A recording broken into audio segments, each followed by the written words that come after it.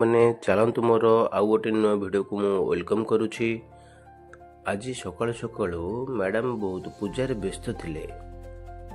ଚାଲନ୍ତୁ ମ୍ୟାଡ଼ାମଙ୍କର ପୂଜା ଦେଖିବା। ମ୍ୟାଡ଼ାମ ଆମର ଝଟାପଟ ପୂଜା କରୁଛନ୍ତି।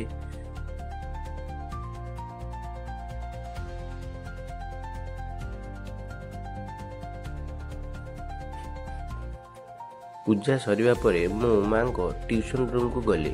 ସେଠି ପିଲାଙ୍କୁ ଦେଖି ତାଙ୍କ ଇଣ୍ଟ୍ରୋଡକ୍ସ ନେଲି।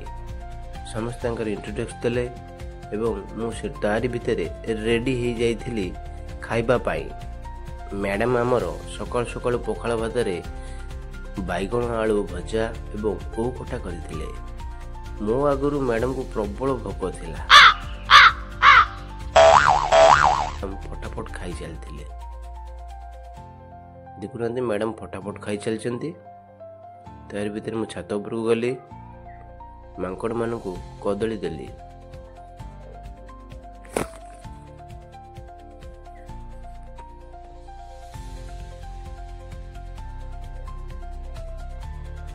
ଆପଣମାନେ ମାଙ୍କଡ଼ମାନଙ୍କୁ ଏମିତି କେବେ କଦଳୀ ଦେଇଛନ୍ତି?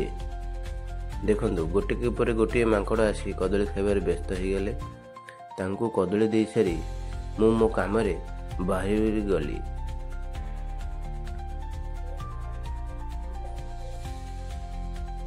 ମାଙ୍କଡ଼ମାନଙ୍କୁ କଦଳୀ ଦେଲା ପରେ ମୁଁ ମୋ କାମରେ ବାହାରି ଗଲି। ଏମିତି ନୂଆ ନୂଆ ଭିଡ଼ିଓ ଦେଖିବା ପାଇଁ ଆପଣମାନେ ମୋ ଚ୍ୟାନେଲକୁ ସବସ୍କ୍ରାଇବ୍, ଲାଇକ୍, କମେଣ୍ଟ କରନ୍ତୁ। ଜୟ ଜଗନ୍ନାଥ। ରହୁଛି।